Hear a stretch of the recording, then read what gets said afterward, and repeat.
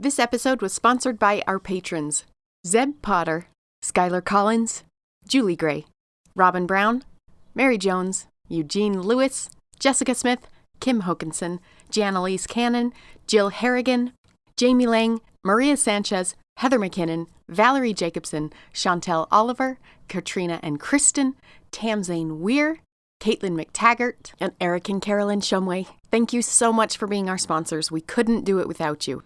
Also, we finally have a great name for What's Her Name fans, created by the brilliant Sierra Bickford on the What's Her Name France tour. If you consider yourself a mega fan of What's Her Name podcast, then consider calling yourself a Namiac. Courtesy of Sierra Bickford. Thanks, Sierra.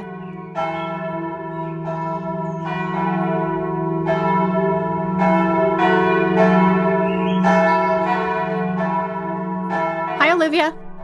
Hi, Katie. We've recently returned from our What's Her Name Lost Women of France tour, which was pure magic.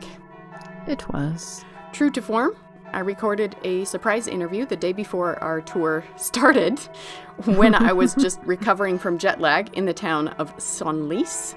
Who could sleep away their jet lag when this is the soundtrack coming through your bedroom window?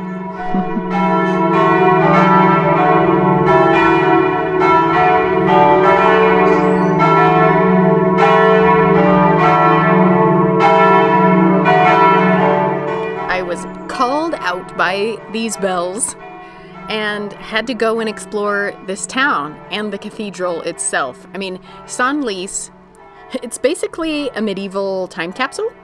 Cobblestone streets everywhere, stone-walled convents. It actually was the medieval capital of the Frankian kings. And the Cathedral Notre Dame. Completely beautiful inside. A lot of this audio that I recorded for this episode is from in and outside of that cathedral.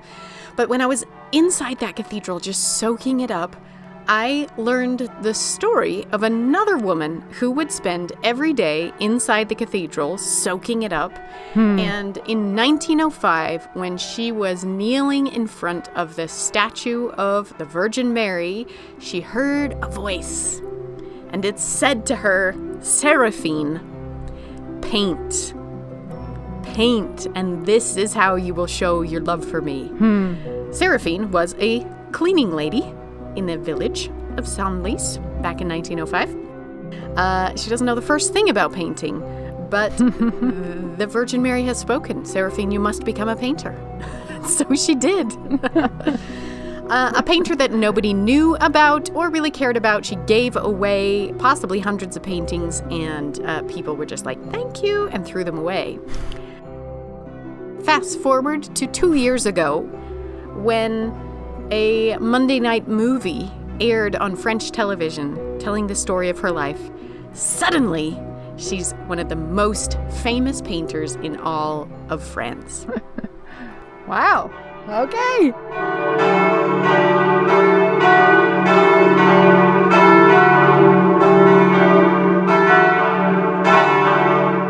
I'm Katie Nelson. I'm Olivia Mickle. And this is What's Her Name? Fascinating women you've never heard of. I was lucky enough at the very last minute to meet up with... So my name is Alicia Basso Boccabella, who is the director of the public at the museum in Senlis, which has some of Seraphine's paintings. I'm the head of public in the Museums of Senlis. The translation is not perfect between French and English about my job.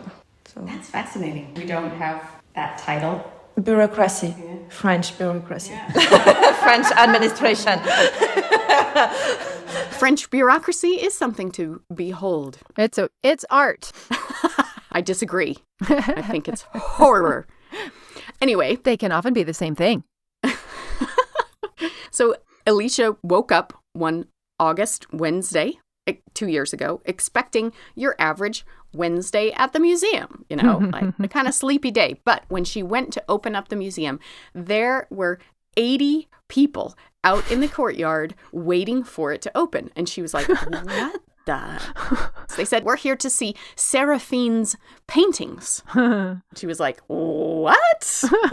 This was extra surprising to Alicia herself because with a graduate degree in art history, she had never heard of Seraphine before coming to work at the museum. 3 years ago, I didn't even know her name. I made 10 years at the university about history of art, and I didn't learn anything about Seraphine. But the crowd was like, we saw the Monday night movie on TV.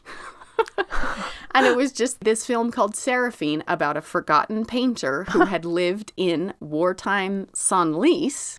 And there was 80 people who come to see the paintings. Wait, so these are 80 like unrelated people. It's not a group. Yes. It's just no. Wow. Just 80 people who saw the Monday night movie and said, we will go and see those. Wow. It's amazing.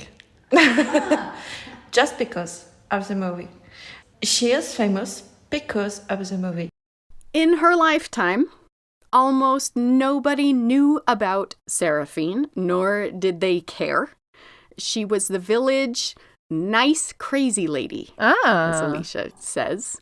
And she was a cleaning lady her entire life. It brings up one of life's big questions, which I will now present to you. What makes a great artist? To me, it's somebody who is breaking new ground or you're pushing something in a new way, even though people aren't telling you to do it. So like it's something that's just coming from deep inside them and they're doing the thing. Yeah, I guess I was too much raised on Sondheim and, you know. Children in art. Anything you do, let it come from you, then it will be new. Oh, wow. Well, that's a pretty great lyric because so you do it, it comes from you, and then it will be new. Yes. And that's what we want. Give us more to see. Oh, or does it give us more to see? Oh, because it's new. Both. Because it comes from you. And. Yes. Wow. Thank you, Sondheim. But also, I could argue the exact opposite of that and go, like, it's also equally valuable to do the peak beautiful form of the thing that is the thing. And right. And it doesn't have to be new. Maybe you just do it just the most beautiful, just the most pleasing to the eye. yeah. And you don't have to be tortured or miserable or unrecognized. Or if we're going to be Plato about it, then it's the messages or the story, the ideas that the art is conveying. It's like I'm married to a philosopher. What if it's all of those? Okay, yeah. Okay, so I think it's impossible to say what a great artist is, and even what great art is, because it's going to be subjective. And I'm just going full postmodern on you here. Yeah, there is only art. Yeah, okay, because I go there too in my mind, but then I also think... But if everyone is great, then no one is. And if you go to the Musée d'Orsay and you see Luncheon on the Grass, and you go, this is great art. Yeah. And it's also, there's something else, because I often have the experience of encountering a piece of art and being able to rationally, logically go, that is brilliant, magnificent and wonderful, and it's not for me. It's not my thing. And it's all filtered through who has money and...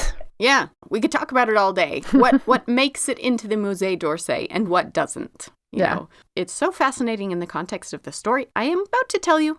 But I also the follow-up question that I want us to have in the back of our minds is, why do we create art? Why do humans do it?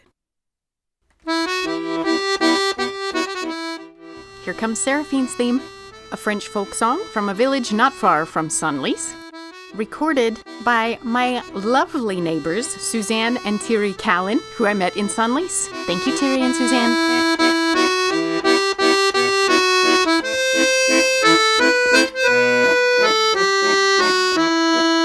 Seraphine Louise was born in 1864 in a small village in a poor family.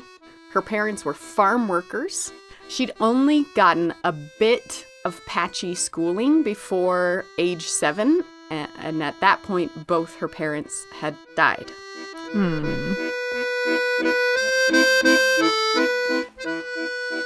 So she was a shepherdess, if you can call her that, at age 7.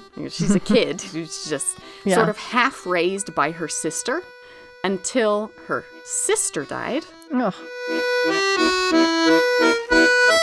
And at age 13, she was placed as a domestic servant in Paris. She hated it. She hated it so much. And so she was transferred to a convent near Senlis. She began to work in a convent in Clermont-de-Loise at 18 years old. To be a maid and a handy woman at the convent. And she worked there for 20 years.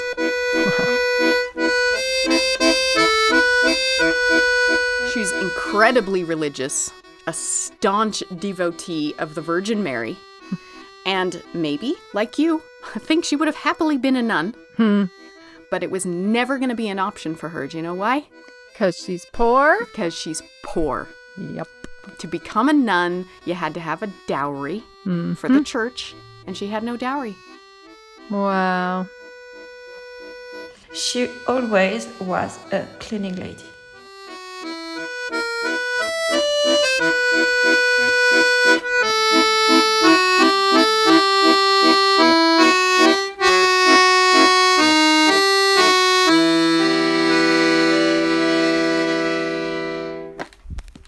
Then, when she was 40, she broke free, and she'd be her own cleaning lady, thank you very much. She'd hire herself out to folks in the town of Senlis.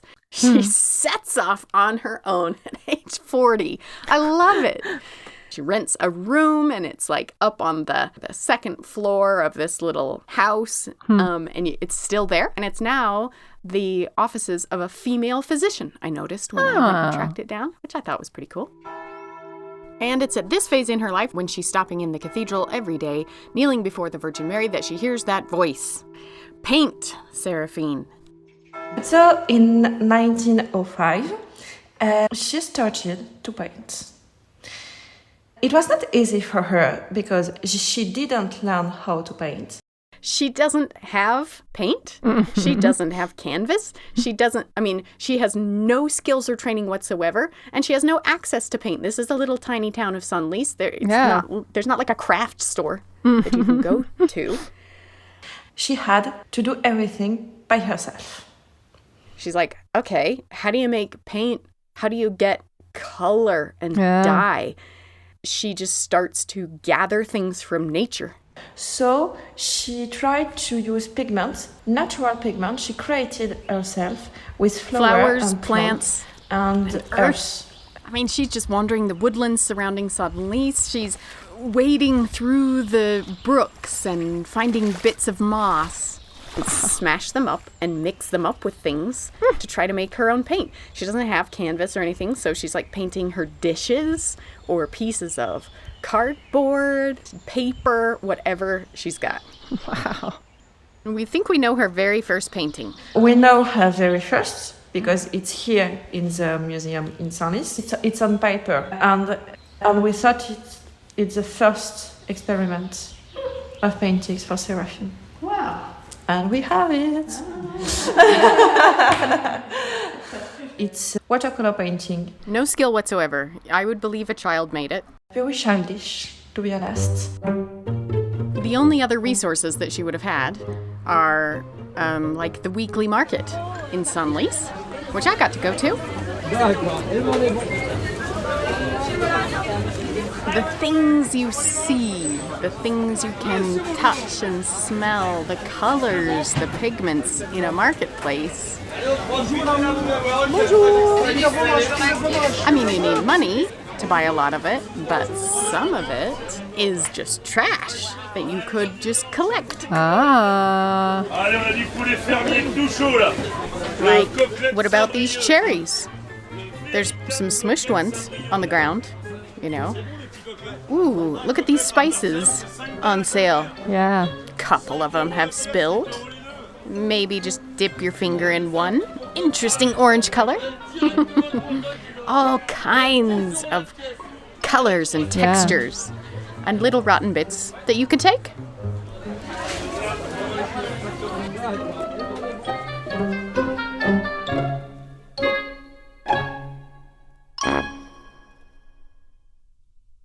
The only occasion in her life that she ever would have had to use paint would have been like in maintaining the convent. Right. Maybe using industrial paint. Yeah. Ripoline paint is the kind of industrial paint that you use to paint like iron railings, boats and things like that. So it's not really paint, it's like a harsh liquid chemical which then dries into something hard. Yeah. That's what she used. She would just use this industrial liquid and then put her own dyes in it. Wow. And the museum actually has sent all of her paintings for analysis. And they have identified the actual source of many of her colors. Moss, leaves, flowers. She took Senlis and she made art. Wow. And in the film, this montage is pretty famous. And it's all based on the local lore about how she made her paints, which people in the town would talk about. And in the famous montage, she's at the butcher. And she pulls a little bottle out of her pocket and she just collects blood from the butcher's shop. And she's like, I'm going to use this to make paint. And then in another scene, she's in the cathedral and she's bowed before the statue of Mary. And she's like, I don't know how to paint. How am I going to get paint? And Mary is like, it's right here. Everything you need is right here. And so she takes the altar candles that are melted into liquid and she just pours them into a jar in her bag and she just takes the wax from the cathedral candles and uses it to make paint. Wow.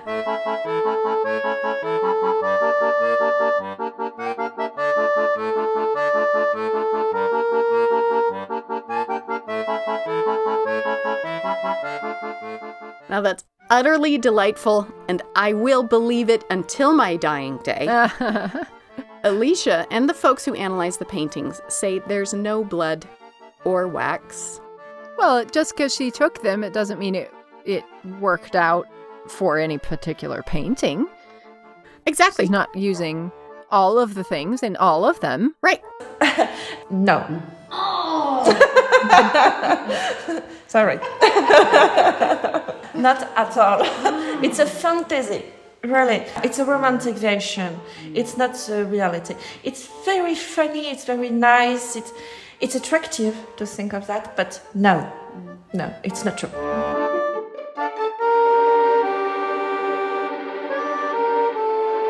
Some colors, they still can't figure out how she made them. In fact, a lot of them. Some of them are sparkly and some are extremely matte. I would say waxy. But her methods are still mysterious. Her paints are completely unique to her. Wow. Her own distillation of Senlis itself. So cool. And perhaps more interesting than that is her artistic approach. And as an art historian, Alicia has that particular eye, the ability to understand really what Seraphine was doing. Right. But the most interesting for me is that she didn't learn how to paint, but she used everything that great painter used in their art. For example, you have the primary colors, red, blue, yellow. Secondary colors, orange, purple, green. Between that, you have the complementary colors. I actually forgot why complementary colors are complementary. Do you remember? They don't contain any of each other? Yeah, I had forgotten that. There's no orange in what's opposite is orange? required to make what? Purple? Yeah. But no, it must not be because there's red in that. So Oh, right. green? Oh. Yeah. There's no Look at our ignorance. For example, yellow, it's complementary to purple. To have purple, you mixed red and blue. You don't have yellow in purple. So purple, it's complementary to yellow. It's the same thing between red and green and blue and orange. Okay? So she uses complementary colors extremely successfully, though nobody ever would have taught her color theory in her life. It's a theory. And when you use it in the painting, you have a composition with a very good structure. Our eyes love it. We really understand the painting with the complementary colors. Most of people today doesn't understand how we just like it. Oh, it's so nice, it's a success. But we can't say why. And Seraphine used this series without knowing. The way that she used, for example, nuances of green and orange to construct all the painting, and like magic, everything happened. It's beautiful. Now it's science, but she didn't know it. As she teaches herself to paint over the years, or the voices teach her to paint, as she would probably say, her choice of subject is interesting, because I would have expected her to paint religious themes. Yeah. Because for her, it's a religious act. Yeah. Like, based on what neighbors would say, she would go into these trances overnight. She'd only paint late at night when the whole town is sleeping. And she'd be muttering the whole time that she was painting. Wow. Occasionally, the only intelligible words would be, I'm doing this for the Virgin Mary. All of this is for the glory of Mary. And she would just paint in these trances. But she didn't paint religious themes. She painted still lifes. At first, fruit. Fruit. You have orange, grapes, grenades, cherries. I'm trying to translate French to English, the name of fruits. And it's very, very naturalist. You have the fruit in the center of the canvas. Just a grenadine floating in the middle of a blue square. You don't have plates, you don't have table, you don't have anything, just the fruit. It's in the center and it's very symmetric. Symmetrical. If you cut the canvas floating into, grenadine you can fruit. sew a part. And no one did that. No one did that at this time. It's a reinterpretation of botanical books. So the thinking is, she saw someone's botanical books while she was cleaning their house. Ah. And she noticed how those are laid out. In botanical books, you have the fruit or the flowers cut into. You can see inside the flower, but you have a really symmetric drawing. It's exactly the same thing. Granulated fruit today are expensive. In the early 20s, they are very expensive. Seraphine didn't have the money to buy it. So how did she see a grenadine? Maybe, again, in somebody's house that she's cleaning? In somebody's house, yeah. And I really love it because here you have exactly what I said about the complementary colors. Orange and blue. And red and green. So it works. It's simple, but it works. Impressive. Over the years, she paints and paints, and the rippling paint plus her natural pigments in it, like plus moss, is super runny. So she puts her paper or her wood or her canvas on the floor, flat on the floor, and she paints on her knees. Wow. And there's a metaphor. Yeah.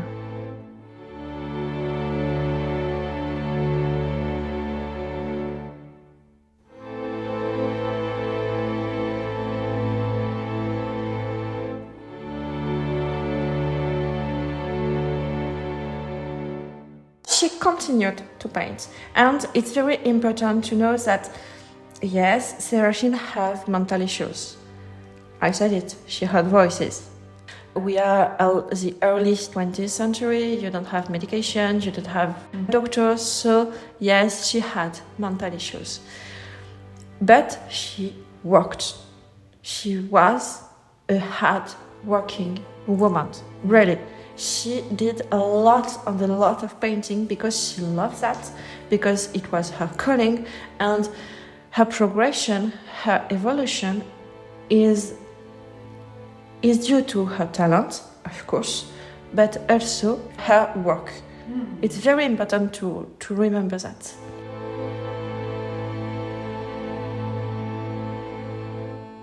She's painting all the time, and she just gives away the paintings to everybody in town. And, like everybody, probably hundreds of paintings. Everyone in town is like, wow, that's really nice, Seraphine. Yeah, thank you. Yeah, and they toss it in the fireplace. And they burn in chimney.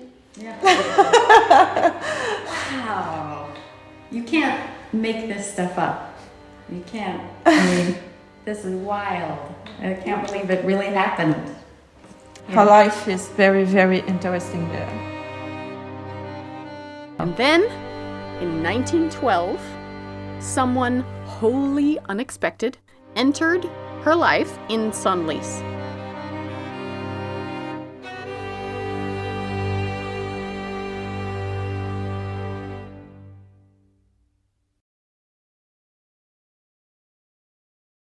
We all know that feeling of finding yourself stuck on the side of the road or struggling to get your vehicle running.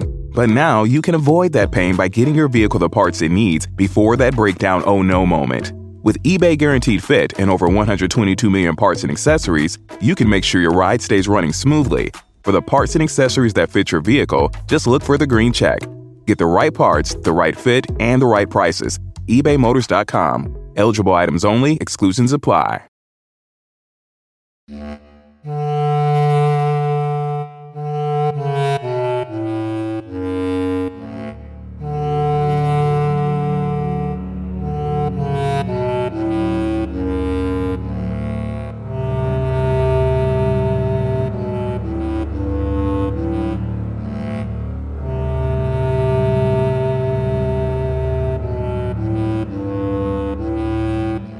There's this new guy in town.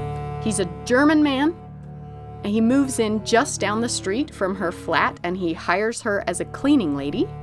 He is an art critic by the name of Willem Oude.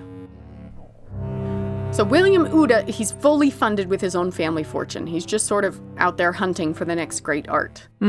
He's still been dealt a pretty tricky hand in life, though, because he's Jewish, he's German, and he's gay.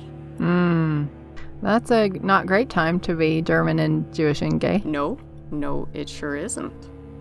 But there he is in this small town in France, just trying to immerse himself in the art world. And at some point, Seraphine, his cleaning lady, must have painted something and given it to him, because that's what she does. And he was intrigued. You painted this? She would have been like, yes, I paint the visions that are given to me by the Virgin Mary.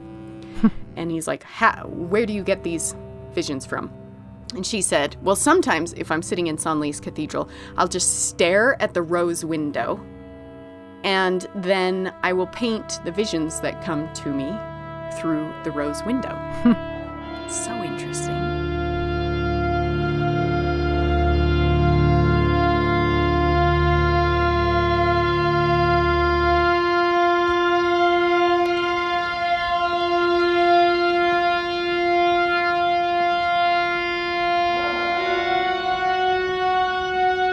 Suddenly, one September day, 2 years after William Oude had moved to Senlis, everyone hears the news that war has been declared. That the final showdown between France, Germany, Britain, and all the colonial powers is finally going to commence. The Great War! Hooray! Hooray! Jubilation, celebration in the streets. We're finally going to prove once and for all that we're the best country in the world. Yeah. And Senlis is in northeastern France. Oh, no. Senlis is on the edge of everything. The perpetual war zone. Perpetual. William Oude is German, living in France. Which is now as at war breaks with out. Germany. Yeah. So he's got to go. Yeah. But no worries. Everybody's like, it's okay. The war's going to be over by Christmas. Yeah. It's just like a few months and then it'll all be sorted out. So he's like, bye, Seraphine. Hey, keep painting. You've got potential. And off he goes. Almost immediately, the start of World War I, Senlis is occupied by the Germans. They just sweep in and seize the town. Local resistance was made an example of. This is like episode 1 of World War I, that people in the town who resist this German occupation are publicly executed. And for some reason, it's when you list the people who are executed that it just becomes so real. It was the town mayor, a tanner, a carter, a cafe waiter, a baker's helper, a stone cutter. These are the people who refused to obey and were publicly executed in the center of town. Wow. The train station and the courthouse and other buildings were burned. And there's Seraphine in the middle of this. We don't know any particular details about her life during World War I. It was this 4 years of pure hell. But what we can know is the history of Senlis, of what she's living through. There were 2 hospitals in Senlis for troops because they're right on the edge of the Western Front. They are the town that's on the edge of all the trenches. Wow. And actually, later that year in 1914, the French retook Senlis, and it became the headquarters for the big boss to phone their orders to the trenches from their comfortable palatial housing in Senlis. And it's where all of the nurses and ambulance drivers of World War I, in fact, very possibly Maud Fitch herself, is shuttling people from the trenches to one of those hospitals in Senlis. Wow. I think it's highly likely she was a cleaning lady for the hospitals. Yeah. I don't see why she wouldn't be. But we can't say anything for sure. We know that she continued to paint because we have a lot of painting. We know that she was always a cleaning lady. Her paintings, though, are starting to look a lot more surreal, more like dancing the edge of reality, sort of like the visions you might expect you would have if you stare into a rose window for a really long time and you're surrounded by the horrors of war that almost seems like it can't be real. Big paintings, maybe like 10 feet tall, big old things. And just surrealist almost, but not like anything you've ever seen. It's sort of like it's botanically surreal with strange colors and textures, really dancing the edge of reality, as I said. And when art historians try to date her paintings and they try to like put them in order and say, here, this happened then and this happened then they all just get in big fights about it. But there's this one painting we have of hers, which is really weird. It's got these weird plants and then a strange box and then 2 flags sticking out of the top. One of them is a flag of the Sacred Heart and the other is the American flag. And we have a famous story about the American who traveled through the ocean. An American pilot, after the war was over, passed just above Senlis and let a flag down, and she painted 2 paintings with a flag. Maybe it was, I don't know, a symbol of the end or of peace or hope. Yeah. But that was a hugely memorable episode in Senlis history, and then we have this American flag which just appears in one of her paintings. Wow. Need to Google these, apparently. Great idea. Please do. Google it right now. And listeners, have a look at the show notes. We've got images from the museum on there. Oh, good. Whoa. Wild, right? That is not... Wow. Now let's take what you're seeing and then blow it up really big. Whoa. Yeah, it's just... They're not what I was thinking. It's a psychological experience just to look at him. And in this painting, you can see that you have always a symmetrical composition in the center. But you can't find those trees in our forest. The natural is gone. Really, you know that is a tree, but you can't find it because Seraphine used her imagination. So, if it's not what you were thinking, describe looking at them. What are you seeing? Well, they're really good. Oh, First of all, she's this worked it out. She figured it out. yeah. You wouldn't be shocked if it was in the Musée d'Orsay. No, these are. Wow, what are these? Uh-huh. And of course, like the prints can't capture the different textures, and like this color is waxy and this blue is sparkling, and it's just it feels like just looking at them, it feels like it's going to be one of those where, like if you've seen all of the Van Gogh prints ever, and then you see a Van Gogh in real life, it looks like an entirely different painting. Yeah, exactly. Just because the texture and there's something about it that you just can't get. And can you see how she fills every inch? Yeah. Like the image, it just goes all the way to the corners, like every single bit of it is full. running off the edge sometimes. And if you picture that it's these big paintings she's got on the floor of her little apartment, and she's Wow. on her knees bent over it, painting this thing, muttering in her trance with paint that she made herself from the natural world. And those are the visions that are coming to her. She goes to the cathedral, she sees this vision, she is able to put it on wood or canvas or paper. Wow. I love these. It's almost like seeing into, I don't know, like a kaleidoscope psyche. Yeah. Wow. Indescribable. Or probably people who are better with words could describe it. Yeah, I've never seen anything like this before. Ever.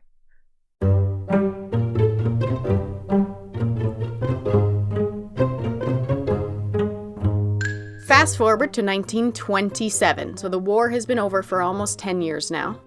The town of Senlis is having an exhibition of local artists. And Seraphine was like, I'm a local artist. So they let her because they're like, yeah, we love Seraphine. Everybody loves this local crazy lady. Like, yeah. She was a nice, crazy lady. We didn't hate her. So if you have an exhibition with some paintings, yes, she can exhibit some. And so for this exhibition, Seraphine exposed 6 paintings. Far away, Willem Oude reads the announcement in the papers, and he goes, Seraphine is still painting? And he came. He recognizes that she has built herself into something incredible, that she is seeing and feeling, accessing things nobody else is, and she's creating paints nobody else has, and he becomes her patron. He became her patron. He says, Seraphine, you've got it. Whatever it is, and I am going to sell your works to the world. So, this moment, it's like a turnover. It's the turning point for her. In the Seraphine's life. I mean, before this, for 20 years, she'd been painting. She made a lot of artwork. She gave a lot of canvas to everyone. And everyone hated it. But at this time, she became an artist. 1929 is probably her biggest year. She's part of this big exhibition in Paris that William Oude has put together. He is convinced that he's going to create this new famous school of artists. He calls them naive artists. In other words, self-taught artists. People who didn't know the rules. Yeah. And so they're just creating what they're creating. And people buy her stuff. Money is coming in. She can stop being a cleaning lady. In fact, there's so much demand for her paintings that she's just like, okay, I'm just going to be a full-time painter. I'm just going to crank this stuff out. But it's a period of her biggest painting in all senses. They are absolutely incredible. But it's also the period when she suffers the most. When Willem Ude said to Seraphine, now you're an artist, you have the money, you have the big canvas, you have all the oil painting you want. Both worlds exploded together. Let me explain. For people with schizophrenia, bipolarity, autism, these people saw the world in another way. Okay? And to survive in this world, which is not their world, they used some systems: sports, artwork, writing, dancing, everything that helped them to survive. In French, we talk about symptomation. It's a way to thought the world through your art or your practices. It's a way to survive. She didn't have this little thing just for her to survive. This little thing became the affair of everyone. So, it's very important for me to understand that the paintings are awesome, but also the proof that Seraphine was sick at this time.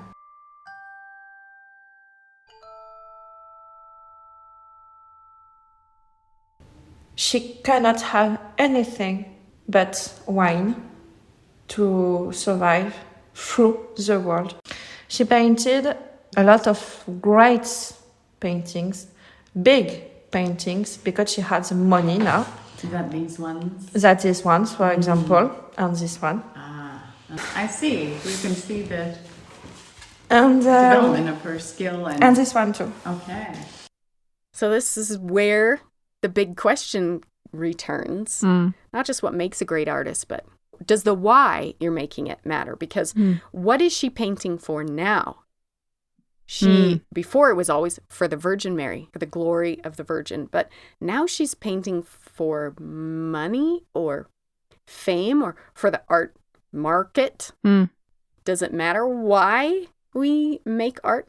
I think you can do both. You don't have to starve to be a great artist. You can make paintings that sell and that are also doing what you want. Sometimes, if you're lucky, right? But yeah, I can see that would feel like a looming conflict for her. It seems like it didn't feel like a conflict to her, consciously at least. She was all in. When am I going to have my first solo exhibition? And she was just all about it.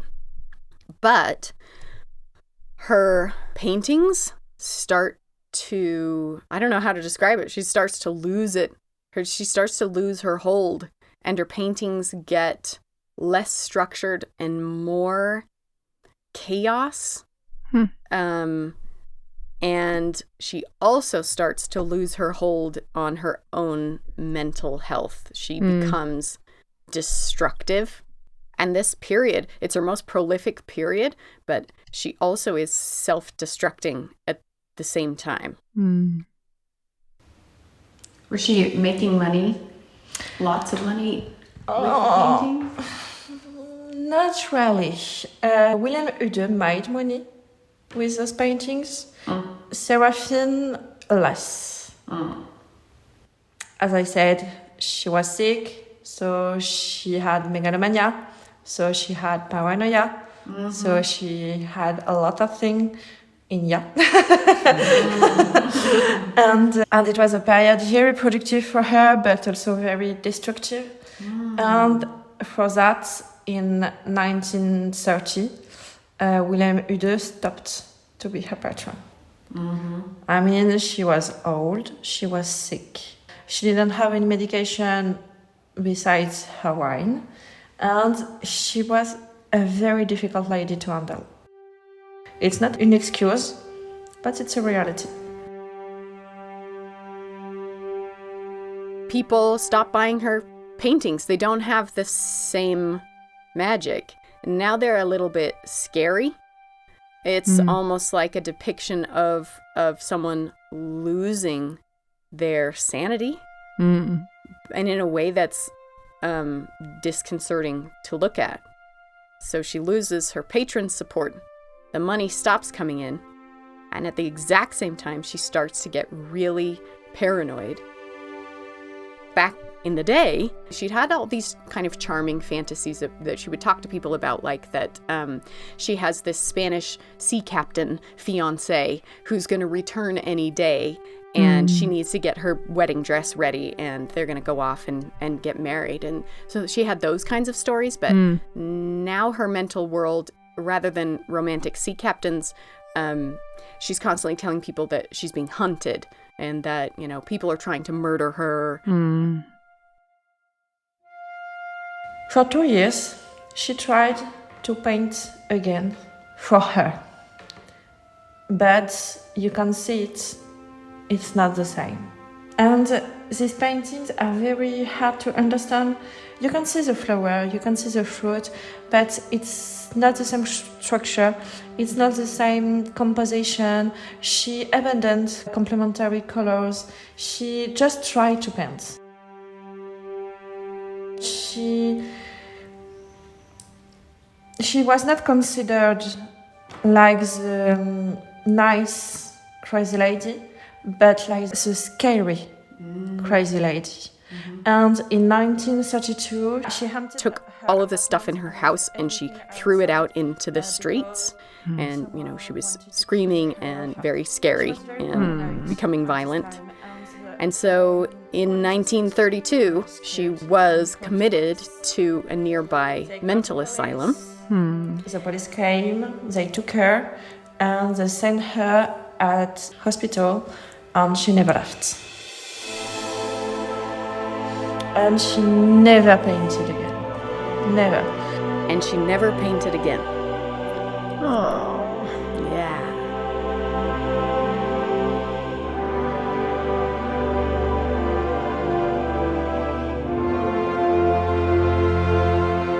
But she did write letters. She wrote a lot of letters.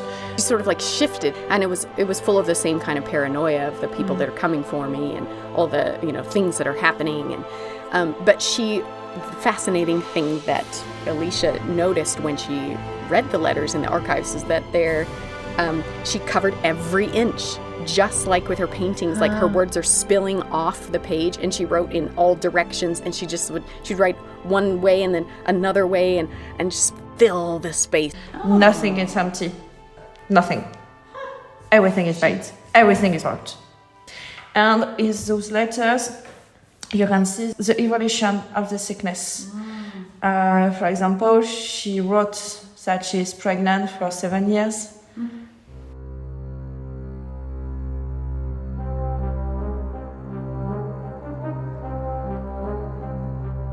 And she grew old in the asylum. And while she was there, the war to end all wars, World War I, proved not to end all wars. And there she is in Senlis, again, like ground zero for every European war. In 1942. Senlis was occupied by the Germans again. And we are in the occupied zone here. This time, though, they're Nazis, and they have a very particular attitude toward the mentally ill. Oh, no. The people didn't have a lot of food, and Hitler hated the sick people, the people with mental issues. He wanted them die. So, Seraphine died starving. Wow. She starved to death. Everyone in the asylum. I couldn't understand when I was first reading about her. I couldn't understand why it just kept saying her cause of death was starvation. And I was like, but she was in an asylum. That makes no sense. Then you place that asylum in 1942, France. Amazing. She was buried in a mass pauper's grave. And for decades, Seraphine's artwork... Nobody collected her paintings, or cared about them. The only ones that still existed had been purchased by William Ouda's sister. She had some of them. She didn't want them. And so she gave them to the town of Senlis, who quietly put them in a room in their museum. There's one room of Seraphine paintings. Wow. Huh. And then, 80 years later, a filmmaker made a movie. And now she is one of France's most famous artists. Wow. Seraphine became our Mona Lisa. Wow. The filmmaker made her a famous artist. Absolutely. Wow. What would she think? Do you think she'd like Oh, that yeah. she's famous? I think in her head, she always saw herself as a painter and famous. Ah. In her way, of course, in her world. But I really think she will be thrilled about everything, to see her painting here in the museum. In Senlis, we have the biggest collection of Seraphine's painting in Europe. And it's a recognition for her work, for all her work, for 30 years in her city. I really like to work in a museum where we have a room dedicated to a female painter. Yeah. It's so cool. When I think about Seraphine and her life and her paintings, which I have seen in real life, and they are stunning, I have a theory about what makes a great artist. And I guess what I mean is what makes a famous artist. No, I don't. Maybe I mean a great artist. I mean both. I think what makes a great artist and therefore a famous artist is a story. And I think I've said this before in past episodes. Personally, I think stories are the most powerful force in human history. Seraphine lived such a rich story and put it into her paintings.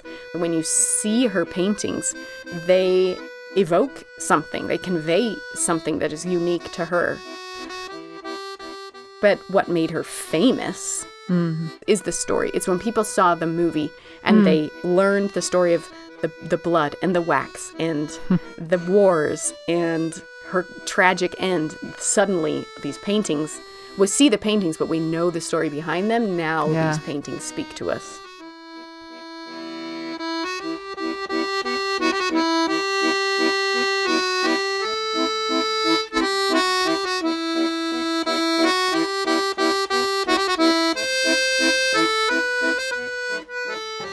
She never abandoned her dream.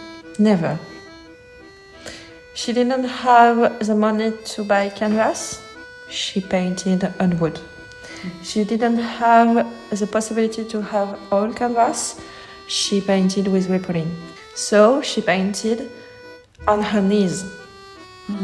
You can imagine her at, 65 years old, on her knees, painting in her little room. Because she cannot let it go. And why do we make art then? For Seraphine, I think it's a really intriguing question. It seems like it was to cope with human existence, to make art to sort of hold the madness at bay, or maybe to channel the divine. That's what she said she was doing. It's what thousands of years of humans in different places thought they were doing. Yeah. Whether you call it the muse or God or the Virgin Mary, something beyond us. To transcend your smaller existence. Yeah. So it makes me wonder what other paintings out there have the potential to be so famous they fetch millions at auction. I think any of them. Yeah. Any painting with a great story. Yeah. Any painting can speak volumes to all of us.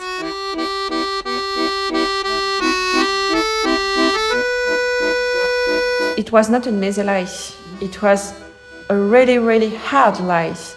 I think it's very important to give her the success she couldn't have when she was alive. I really like her.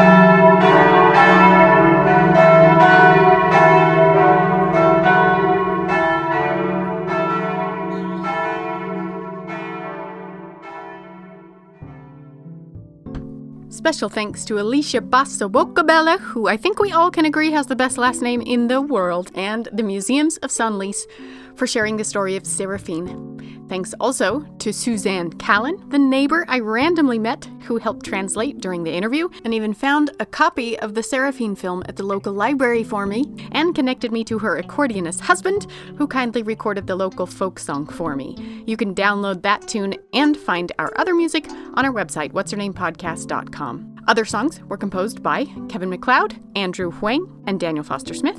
And all the ambient sounds were recorded by me, Katie Nelson, in and around Senlis. You can follow us on Instagram, Twitter, and Facebook, where I will post lots of photos and additional material from my trip, including images of the paintings.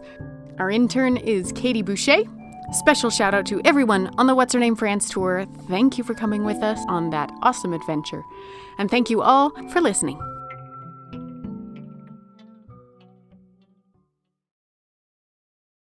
For the Millers, movie nights were once tradition. Now Sarah could hardly get through the opening credits, not on that old couch. But one day while shopping on QVC.com, she learned La-Z-Boy recliners had slimmed down a bit. And in just a few clicks, Sarah got her La-Z-Boy chair and a popcorn maker and a soundbar by Bose. And with one quick trip to QVC.com, movie night and Sarah's back were saved. Shop QVC.com and use code QVC15podcast for $15 off $30 for new customers. This is shopping brought to life.